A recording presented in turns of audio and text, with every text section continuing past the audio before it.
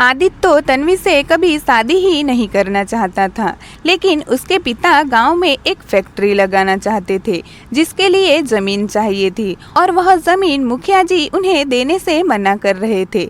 इसीलिए उन्होंने तन्वी और अपने बेटे आदित्य की शादी करवा दी और जमीन के पेपर उनसे ले लिए। आदित्य ने सोचा था कि तन्वी गांव की लड़की है तो वह उसे कुछ कह देगा तो वह उसे सामने जवाब नहीं देगी, लेकिन यहाँ तो सब उल्टा था। अगर आदित्य उसे एक बात कहता तो वह उसे बदले में 3 बातें सुना दिया करती थी। आदित्य यही सब सोचते हुए ऑफिस पहुँचता है और अपने काम में लग जाता है।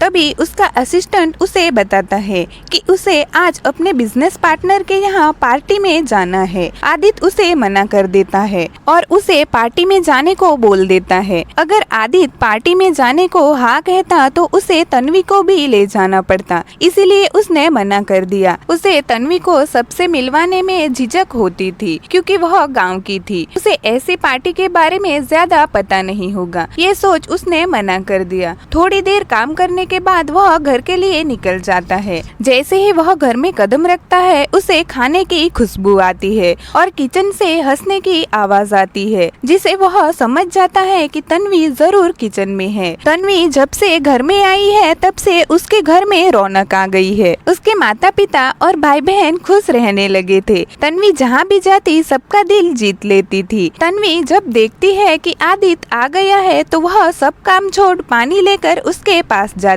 है और हाथ से उसका बैग ले लेती है। उसके बाद तन्वी उसके दिन के बारे में पूछती है, लेकिन आदित्य ठीक से जवाब नहीं देता और अपने कमरे में चला जाता है। शाम को सब डिनर कर रहे थे तब आदित्य के पिता उसे कहते हैं कि वह गांव वाली फैक्ट्री का काम देखने वहाँ चला जाए। आदित्य भी मान जाता है तो उसके पिता तन्वी को भी साथ ले जाने को कहते हैं तो वह मना कर देता है,